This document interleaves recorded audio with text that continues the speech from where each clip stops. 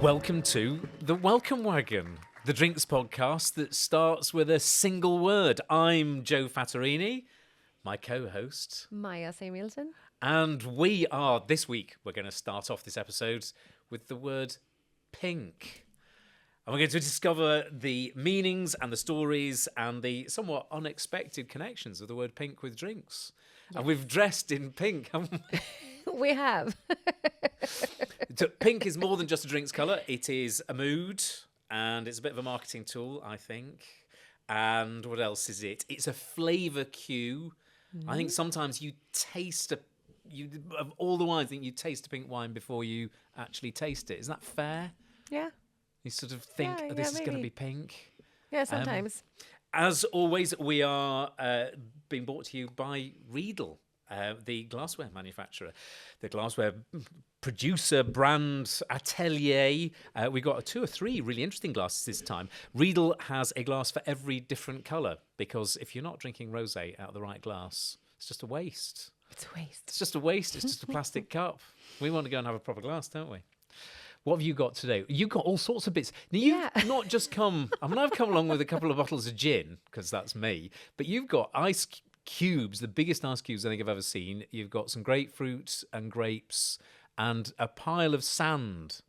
I know. I went crazy today. What is the pile of sand for? Are you going to tell us later? We are going to make some cocktails today. This is interesting because I think of you as a sommelier and a wine educator, but you are actually a very, very highly celebrated bartender as well. I was working as a bartender from the beginning, yes. So I went to, because this is my family school, so absolutely I started to educate myself as a sommelier. But then after that, I wanted to work in the bar. So then I went to a bar education and I worked for 5 to 10 years in a bar. Now I'm trying to think of school. Pink cocktails. Is a porn star martini pink? Yeah, Cosmopolitan is a little bit pink anyway. Pink, yeah. I'm not sure. No, I don't think a porn star martini is pink. Weirdly, now this does sort of set us off on a bit of a thing. I mean, I don't want to be controversial, but somebody once told me that if you want men to drink cocktails, it's really important that the cocktail menu has a picture of the cocktail in it. Oh, because they don't want to end up with something that looks too girly. Fancy. Yeah, and apparently pink things with umbrellas and stuff, men didn't want that. You know, if you go and have a Manhattan or an old-fashioned or something, they can kind of live with that. Yeah, and Manhattan is almost pink. But Manhattan's almost pink, isn't it? Raw, yeah. Really? I don't know. I don't want to sort of go off on too much of a tangent straight away. Pink used to be a boy's colour. It was? Yeah, and in the early part of the 20th century, there's a really good book. She called Jo Paoletti, I think she's called, and she wrote a really good book about pink and blue. And they inverted. So in the early 20th century, pink was always a boy's colour and blue was always a girl's colour. And pink was seen as being a derivative of red, which is masculine and manly and brave and warrior-like, whereas blue was associated with the Virgin Mary and it was kind of pure and watery. And it wasn't until essentially after the Second World War that it switched. Why did it change? Nobody really knows. They think... I think it's had a massive impact on rosé. We're going to talk about rosé wine. They think it's because military uniforms, blue was the sort of naval uniform and people liked sailors. And then it was Barbie and people like Marilyn Monroe wore a lot of pink. And that changed the way we perceive it. Oh, that's very interesting. Because I have a theory. Well, let's start with rosé wine. We've got 2 rosé wines here and we've got some rosé champagne as well. I have a theory, and you can tell me if this is wrong. Rosé, Provençal rosé, this very pale... slightly peachy pink colour became immensely popular, let's say around 2012, 2014, 2015, something like that in the sort of teenies. It wasn't that well known before. That's exactly the same time that the most Instagrammable colour was millennial pink, which was the peachy, pale pink sort of aesthetic. So you think that's a connection? I think there's something to it. Yeah, maybe. Tell us, what does the colour say? I'm going to open one of these. Tell us about the colour in some rosé. Which one should we begin with? I think we start with the Provence rosé. And as you say, it's very pale. It's always very pale. And actually this, how do you call this shape of a bottle, Joe? Well, it's like a very elongated Coca-Cola bottle. Yeah. It's curvy. It's curvy, and which is very beautiful, but that's also very associated with just the Provence area for the rosés. So this bottle is almost always seen there. And it actually, the producer we're going to try today, Minichi, Yes. is that's the one who invented this form of shape for the bottle. They? Yeah. So, but this is a very typical pale rosé, and I think this kind of rosés is, if you do a blind tasting, it could be hard to find that it is actually a rosé, because it's very similar to some white wines. It's very fresh. You have some more berries into it, but it's not that much difference to a white wine. It's more closer to a white wine. Because I think that's when you taste the colour rather than the taste itself. Yes. It sort of persuades you. And I think this was also because this is the area where we drink the Provence, the area. It's very along the coast with all the famous resorts, and we have Nice and we have Cannes and we have all these famous places that people go on vacation. And when they go on vacation, they drink what's in the area, and then you see all these famous people with the film festival and everything like that drinking this light rosé. So I think it got really famous of that. I like to summer in Joan Le Pen with a little bit of gambling, that sort of thing. Now we're going to drink this. This is actually, it's quite hard because I don't know if there is a rosé glass. I've got the Sauvignon Blanc glass here, which I think is ideal for rosé. It's elegant and light, and you're making the sound effects. It sounds so good. BBC Sound Library, that. That could be a sound you can sleep to tonight. It's more like waves. No, I don't want to make relaxing myself meditation. I don't make myself sound too old. I am old enough to remember when it simply wasn't a thing. Nobody drank rosé 30 years ago. It didn't happen at all. It's massive now. It is. And it's completely changed. And I think especially the quality has changed. Provence rosé has been a good quality, I think, for a long time. But a lot of rosés all over the world had quite bad or simple quality. A lot of rosés with a dark color as well was sweet. Today we have so much better quality all over the world with the rosé, which is very berry and dry in style.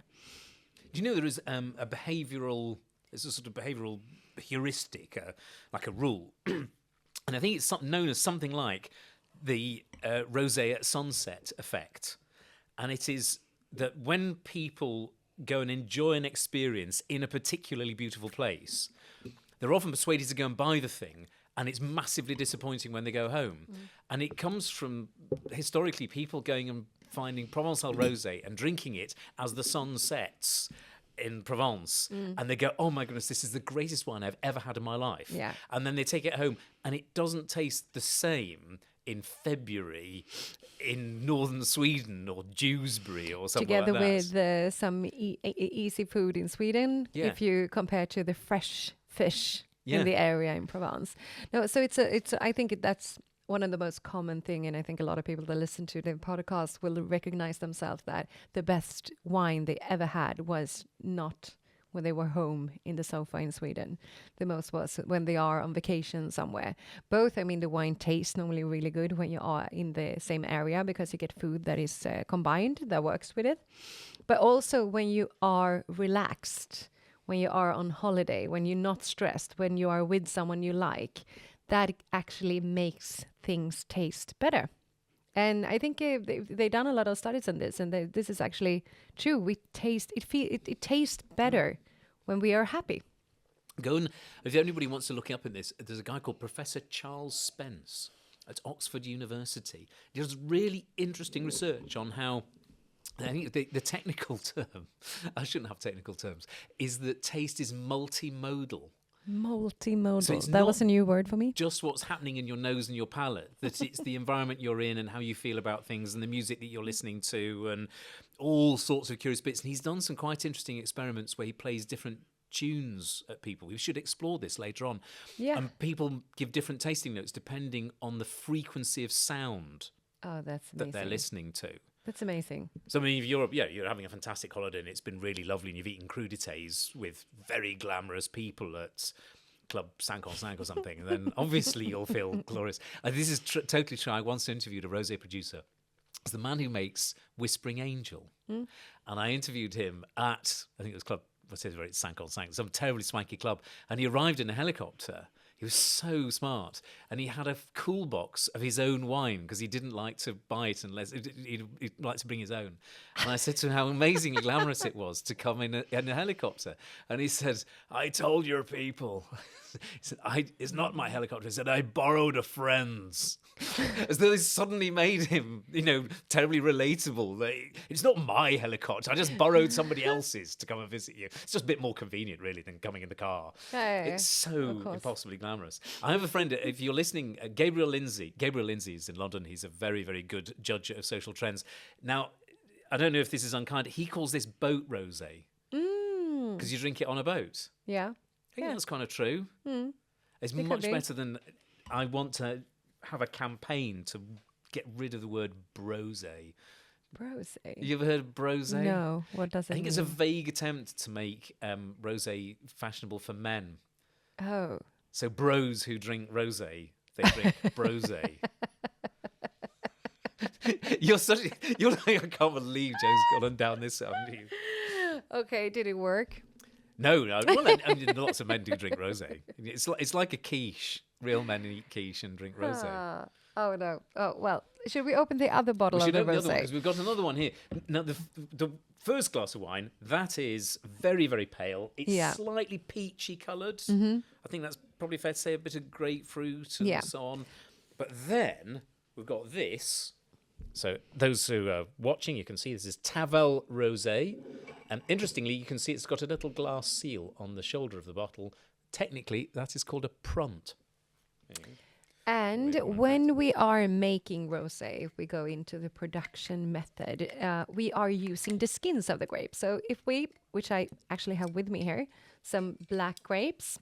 If you peel the skin off the black grape, you are going to find that the flesh of the grape is completely colorless, just light or greenish in color. So you see it like that? I can. It works. And in the skin, you can find both. If you chew the skin, you can find both all the colors, but you can also find the tannins of the wine that makes the wine astringent. And you can also find a lot of aromas and flavors.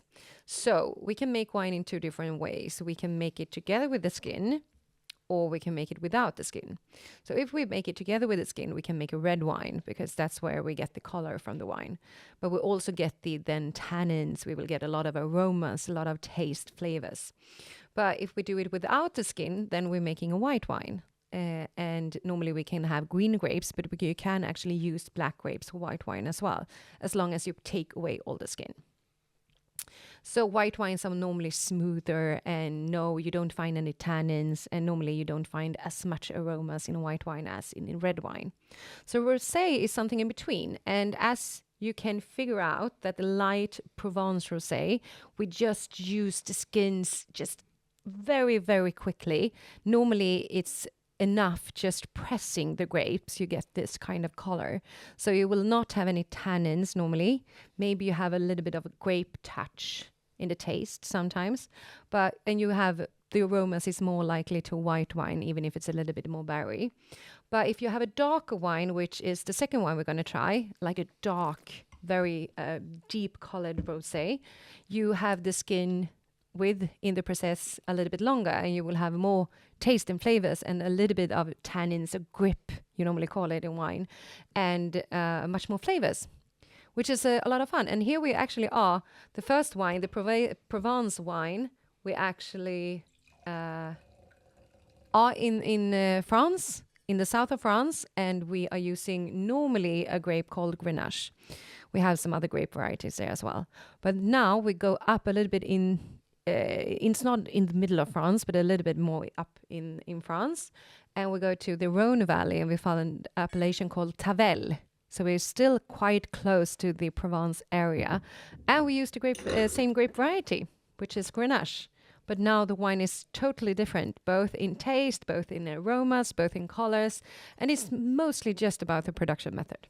It's completely different. I'm going to sort of pass the bottle across towards you. Thank you. Here, this Tavel Rosé. And it's much darker colour. It is slightly, it's not Barbie pink, but it is more vivaciously pink. That's a good word, vivaciously pink. So it does have and there's much more fruity aromas to it. I know Provençal Rosé looks lovely. Tavel Rosé, I think, also looks lovely, but to tell you, I think it tastes more interesting. It does. Am I allowed to say that? This. Yes, you are. Because I've never been invited on a boat again. No, but I also think Provence Rosé is made to drink as it is. You can have it to food, but you need to have very, very elegant food. It has a nice acidity, but the body is not. It's a very light wine. This wine is much more for food. Yeah. You can actually have quite much food. You can have a chicken, you can have pig, you can have fried things, grilled things, as long as you are kind to the wine stuff. What do you think about, this is a rule, this is one of my rules, so it's probably wrong. I have a theory that, I can't remember, somebody once told me this, it said that the perfect wine, if you have pink wine, you should always serve pink food. So you should have things like lobsters and prawns and Eton mess for pudding, salmon and tuna. Yeah, you have a completely pink menu all round. I don't know. I mean, it sort of works. It sort of works. If you think the method of having white to fish and red to meat works, it works in the same way. I think when you talk about food and wine, you are looking normally where you look at 3 different steps. Where the first step is about the basic flavors like salt and sour and bitter. And then the next step is intensity. And then it's like if the food tastes a lot, you should also have a wine that tastes a lot. So the food isn't going to be behind the wine or the other way around. And in that way, I really think that theory works in the second step of this pyramid or 3-step rule. So in that case, we works with white to fish, it works with red to meat, because then the pink food is somewhere in between, and this wine is somewhere in between. But we do have a lot of other things on the plate that can make this rule that it doesn't work anymore. Pork is quite pink. And you mentioned pork before. Yeah. But it's also, I think also sometimes we are focusing too much on the produce on the plate. You can actually more think about what to do with the plate. If you take red meat, for an example, if you are eating it like tartare, yes, you can have a white wine. And if you are just eating it grilled, you need a red wine. So here we have exactly the same produce, but we are working with the wine differently. If you have a light, some potatoes on the side, yeah, that works with almost every wine. But if you have like a red wine sauce, then you need suddenly a more powerful wine. Yeah. If you have something acidic, you need acidic wine on the plate and stuff like that. So it could be quite complex, but it is a great start. Now I'm going to open up. We're having quite a lot to drink today. Which I know. It's nice. I'm liking this because we've still to get through gin and 2 cocktails, which I'm quite looking forward to. So this isn't all wine. But I'm going to, whilst I open this bottle of champagne, we've got some rosé champagne here. And can I tell you, this is a story that I couldn't tell for quite a long time. Years ago, I went out and I'd been visiting restaurants with a champagne producer who is particularly famous for making white champagnes, but he also made a rosé champagne. Unlike Bollinger, didn't make a rosé champagne for years, didn't they? Lily Bollinger thought that rosé champagne shouldn't be pink, and then eventually they made a rosé one. Anyway, I'm out. This guy called Rudolf Peters, and he's Pierre Peters champagne house. Really lovely day out. We went around, and he had a really nice rosé champagne, and I said, "Oh, this is really nice." And I said, "When are you shipping some more of this rosé champagne across?" And he said, "Oh no," he says, "I'm never shipping it again." He said, "I've stopped making it." Really? I said, "Why?" He said, I can't tell you. I said, "No, you have to tell me why now." I mean, we'd had quite a bit to drink. He said, "If I tell you, you absolutely can't tell anyone why." And now you're going to tell it on the podcast. So now I'm going to tell it on the podcast. It gets even worse. So anyway, he said, "Look, my name is Peters. I know that the Perrin family who make Chateau de Beaucastel, who work with Brad Pitt to make his Provençal rosé Miraval down in the south of France. Very famous rosé." And he said, they approached me and they said, "Brad Pitt's always wanted to make a rosé champagne. Peters, Pitt, Perrin. Would you be prepared to make it?" He said, "The only thing is you've got to stop making your own because I want you to exclusively make rosé champagne for Brad Pitt." So I said, "Oh, that's quite big." He said, "Yeah, it's a massive secret. Nobody's allowed to know this." So anyway, I said I wouldn't tell anybody until it came out. And that night, literally about 2 hours later, I was at a cocktail party in central London. And it was with a group of very senior lawyers I can't even mention the name. They were so sort of secretive, this law firm. And I'm chatting to the senior partner of this business who's really into wine. And he said, "Oh, have you been out today?" I said, "Yeah, I've actually fun. I've been with Rudolph Peters." And he said, "Oh, I love his wines." I won't do his accent. He said, "A really beautiful producer. What did you enjoy the most?" I said, "The Rosé, actually. I really loved, but he's not making it anymore." He said, "Oh, really? Is he not?" And I said, "No." And I said, "Look, I can't really talk about it, but so actually it turns out he's going to go and make this Rosé with Brad Pitt." And he gave me a look and he did a slightly sort of pantomime face. He said, "Really?" Like this. And I was sort of talking about it and I could just see his eyebrows going up and down in a kind of comedic way. And I just suddenly stopped and I went, "You're Brad Pitt's lawyer, aren't you?" And he went, "I am." And I said, "You're the guy who wrote the non-disclosure agreement about this thing." He said, "I am." I said, "You're literally the worst person in the world I could have told this story to." And he said, "No," he said, "actually, you're the best, because I am now going to get you to sign a non-disclosure agreement because you cannot tell anybody else." He said, "I'm the only person in the world you could have told that story to." So yeah, I can now tell it because everybody now knows he makes this rosé champagne. But I never, if you are drunkenly agreeing to, I've got a frothy bottle here. The bottle of champagne is so outraged by my gossip. So what do we have here? This is a bottle of pink champagne that you've chosen. Yes.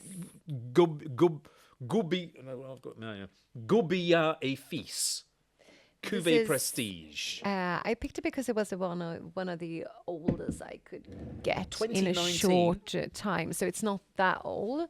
But I wanted to show a little bit about the color when it is a rosé wine with age. Now, can I just say here, so if anybody's watching, YouTubers, hello everybody on YouTube, you can see it's got a lovely colour. I'm going to describe this as not quite, it's beyond pink, is almost partridge eye. Yeah. L'œil de Perdrix. Going a little bit, normally when champagne ages, it goes a little bit to orange color. It's pink and a little bit orange in it as well. It is a bit orange. Yeah. Now, you've also asked me to pour it in an enormous fishbowl of a glass. Yes, I wanted us to try it because This is a Riedel glass. This is a Riedel Pinot Noir glass. Because it's something I think is very important with glasses is that we get, because Riedel makes glasses for every occasion almost, like every grape variety, every if it's going to be old, if it's not going to be old, if it come from the new world, if it coming from the old world. And sometimes that could be a little bit tricky because it is so complex. And sometimes I think it's also very important to try outside these guidelines to actually see what you think works best. And for me, rosé champagne with age, this is not very old, but we have 6 years old. Then I think you should have a bigger coupe. And this is the Pinot Noir glass. And we probably have, I don't know exactly the blend, but we probably have a Pinot Noir in this wine. So it's quite suitable. Because in the blend of champagne, typically there is Pinot Noir, certainly if it's got black grapes in it, and this is a Pinot Noir glass. So it makes sense on that level. You would go and have, it is really nice. And it's big and it's the complete opposite, though, of having it in one of those tall, narrow flutes. Exactly. And when we are talking about champagne glasses, we are going to talk about that we should never use the champagne flutes, actually, which is sad. It's a glass made for champagne, but you should never use it because it really gives you no aroma at all, which is super sad. So we can have the rosé glasses that we looked at, which is like a little bit smaller coupe. Yes. More like a white wine glass. This is a little bit smaller than a white wine glass, but still. And we could have a bigger coupe, like the one we choose here. You could actually keep a goldfish quite happily in that. Yeah, quite happily. Because they forget quite soon when they forget when they go around. There's only 7 seconds. Especially if it's champagne, you would be very happy, probably. We just say don't put goldfish into glasses of champagne. No, that's not a recommendation. Not a recommendation. But so this kind of rosé wine or vintage champagne, I think we can open up and have a bigger. So for everyone to know why we use the champagne flute is to keep the bubbles. That's the idea. But champagne has so much bubbles, so you don't need to be scared that a bubbles is going to disappear. And actually, sometimes it could be good for the first bubbles to disappear because we're going to enjoy and feel the aromas much better when it does. You shouldn't put a goldfish into champagne, but it's utterly weird. It only just come to me. The Marchioness of Milford Haven, who, with her husband, essentially bought up the Duke of Edinburgh, the late Queen's husband. She once won a Charleston competition, and her feet were so sore that she bathed them in champagne. But apparently, to the horror of her host, she charged the champagne back to her hosts. She didn't even pay for it. So no, they'll pay. And she had such sore feet. Look it up. The Marchioness of Milford Haven. Her husband was a terrible rogue. He was an appalling man, really, in many ways. But he did go and essentially bring up the Duke of Edinburgh. So there's a completely bizarre aside there. Now, we can't just talk about wine. I'm going to bring up one of those things that has thrown me. When I was young, pink gin. There was a thing called a pink gin. Now there is a product called pink gin, and it turns out they're completely different things. Mm-hmm. So a pink gin, which my grandfather used to really like. There was once a mild row when my grandmother caught my grandfather having a cheeky pink gin. She was having a snooze and she didn't realise he was downstairs. He'd sort of got one in. He was quite... So you'd have essentially like a sort of gin tonic, but you'd have Angostura bitters in it. Mm-hmm. So it'd bring out the sort of characteristic. That's not the same as pink gin, which is a kind of new thing. We made a pink gin, didn't we? We did. Now, tell everybody, where did we make this? We were shooting in the north part of Sweden, and we went to Kurjovikens distillery, and they are making gin, and he helped us to make our own gin or flavor our own gin. We did. And was it rose petals that we used? We used rose petals, but we also I think our main ingredient, except for the juniper berry that you need to have if it's going to be a gin, we had the all sorts of Arctic raspberries. Arctic raspberries, that was it. Which were amazing. And I have to tell you, it's real because it's sort of lost the colour. I mean, it's not gin clear, as you can sort of see, and it's gone very much a partridge eye colour. It's even lighter than the Rosé from Provence. Absolutely. That is one of the nicest smelling gins I've ever come across. We are successful, Joe. No, I'm not going to make. I have actually got here. Now, this is made by a friend of mine. With two friends, Stephen and Jeannie Cronk, and they make Mirabeau wine, which is in Provence, and they've made a Mirabeau Rosé gin, and that is very vibrantly pink. It's a beautiful looking bottle as well. But this smells more roses. So theirs sort of smells like it's perfumed and like a very posh toilet soap. And I hope they don't... I mean, it's not a critique. It's sort of very elegant. It's very perfumey. But our gin is amazing. Our gin, I think, is brilliant. Stephen, Jeannie, I think you make great gin, but I have to tell you, I think we make something that's... I mean, in fairness, one of them is from Provence and the other is from the Arctic Circle. So, so it's quite different. Horses for courses in the world. But that big sort of shift has been from a pink gin, which was sort of pink in colour, but it wasn't. It was very bitter, really, through to these aromatic, floral, rose-scented. Exactly the same name. Both is called pink one's gin. a pink gin and the other is pink gin. Okay. As in gin that's pink. If that makes etymological sense. Now, you're going to do as a cocktail, aren't you? In fact, not only are you going to do a cocktail, because one of them is non-alcoholic. Yes. So, and actually, I'm not going to make the cocktail. I bought the cocktail.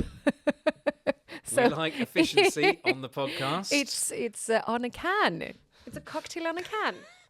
Pre-mixed is fine. We'll love it. So this is, which is actually a trend now. You are making pre-mixed cocktails, which I think is a good idea because a lot of people are a little bit scared to make cocktails at home, and normally they are not very good either. So I understand why people are scared. But I'm going to give you some small tricks to make the cocktails better. And this is just all the tricks I'm going to give you is not even of making the ingredients. The ingredients you can do by yourself. So this is pre-made cocktails, and we have two. One is non-alcoholic and one is with alcohol.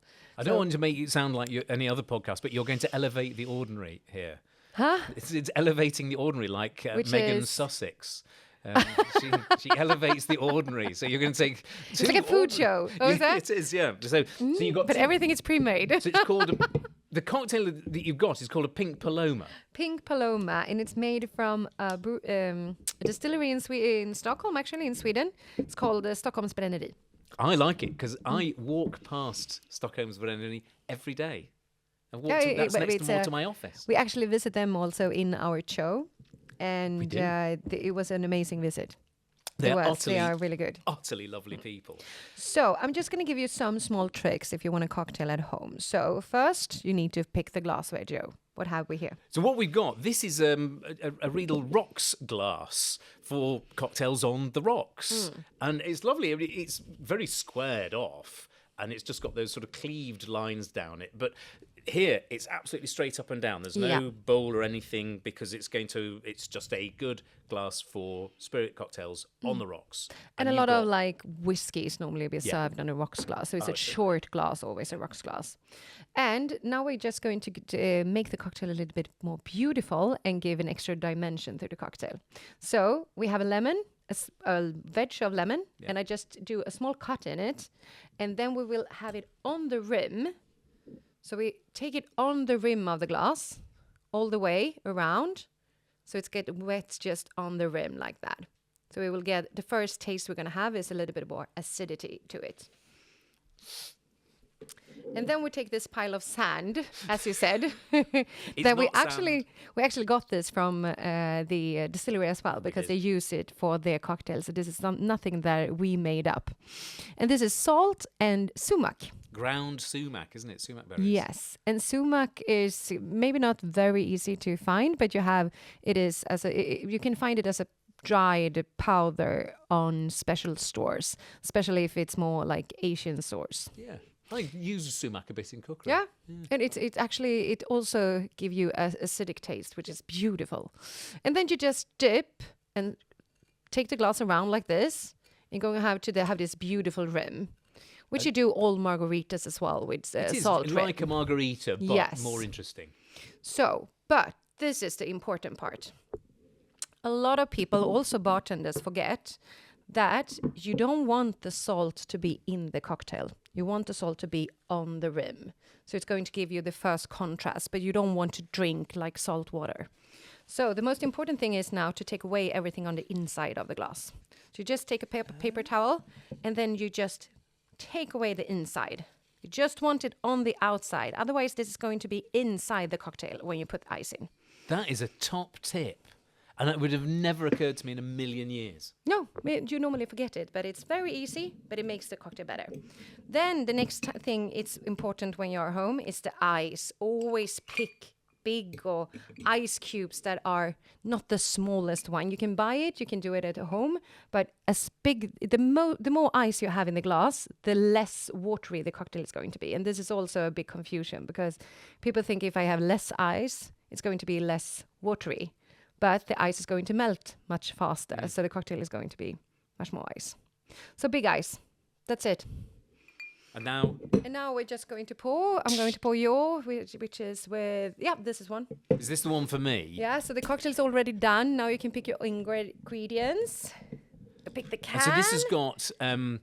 Paloma, so it's got grapefruit in it, hasn't it? Yes. And gin. It's a beautiful, vibrant pink colour. It is.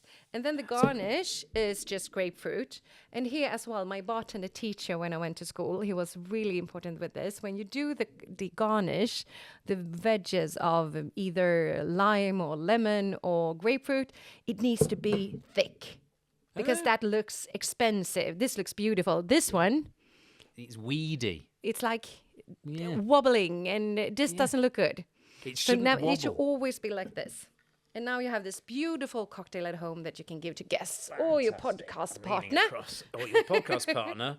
So get the pink colour, and I got a big thick wedge, and then you've got a spicy pink Paloma. Yes. So now I need your glass, though. Now you need my glass. Yeah. So instead of having alcohol in it, it's got a bit of spice to give it a bit more vavavoom. Which is common to work just with non-alcoholic cocktails. They normally work with pepper or chili or anything like give you a spicy touch to try to give you that feel you get from the alcohol, but not with alcohol. I feel very sorry for listeners at home because there's me sort of chomping away with delight at this cocktail. Yeah, fantastic. Like Roly Birkin. I'm enjoying this very much. This is very refreshing. That is the way to go. I mean, Friday afternoon, Friday evening, you've had a long week. Get yourself a pink Paloma. It's perfect. Still just a touch ginny, obviously for mine because I've got gin in it. Not excessively ginny, just a touch of gin. Brightly fruity. Feet up. Get some Hotel Costes, glamorous French music on the Spotify. That's the way forwards. Well, I think we've put pink to bed. Yeah, I think we did. Was like a snooker player, we've sunk the pink.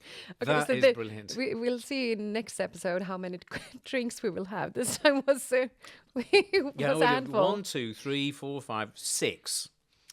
6 drinks, 30 odd minutes. Boom. Cheers. Well, that is delicious. I'm going to just quietly sit back and enjoy that. Thank you again to our sponsor, Riedel, who've provided a rosé glass, a champagne glass, a Pinot Noir glass, and now a rocks glass. We've worked our way through the range. And they should join us on our social medias, shouldn't they? Now, our Instagram is Drinking with Joe and Maya. And then you can also go and visit at Joe Fattorini and at Maya_Samuelsson. There you go. Come and join us. Give us a follow. Tell us what you think. What do you like in a pink drink? Brilliant. Speak to you next time. Cheers. Cheers.